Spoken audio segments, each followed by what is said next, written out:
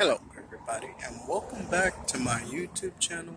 And what I'm going to tell you today is basically we're going to talk about public management for, well, um, guidelines under the public view. As I said before, the public actually needs a set of guidelines for driving and for basically entering the interstate. The first thing you need to know is that, well, there is an interstate, there is an international, and then there is interstate, basically. So basically, what you need to be aware of is that there are those three. Inter always means the United States. Basically, anything within the United States, that means inter. So, basically, if you enter the state, basically you'll see interstate signs. These signs tell you exactly where you're going to be going within that area. I can't get into the specifics, but there's also an international. Now, basically, these are trimodials.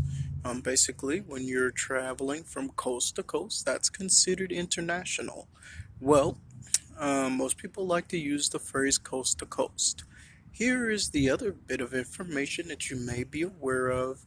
Finally, you have what's called intermodal. Now, intermodal has something to do with a train, and the train has to do exactly what it needs to do. Intermodal basically means that it can go under or over. Okay, so that's a mountain, by the way. So, this is all the bit of information that I can provide for you. Oh, there is one more thing. Well, let's see what's going on here.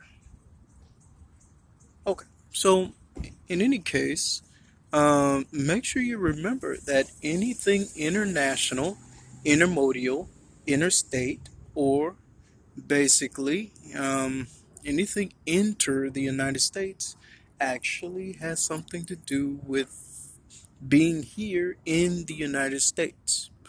Continental means that you're going from one part of the continent to the next part of the continent. Um, Basically, anything overseas is called um, the pond. Basically, you're going over the pond. That's about it.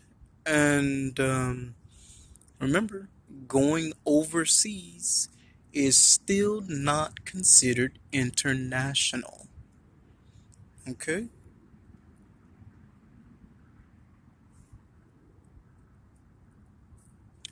Have a trip. Have a safe trip overseas. Have a great day.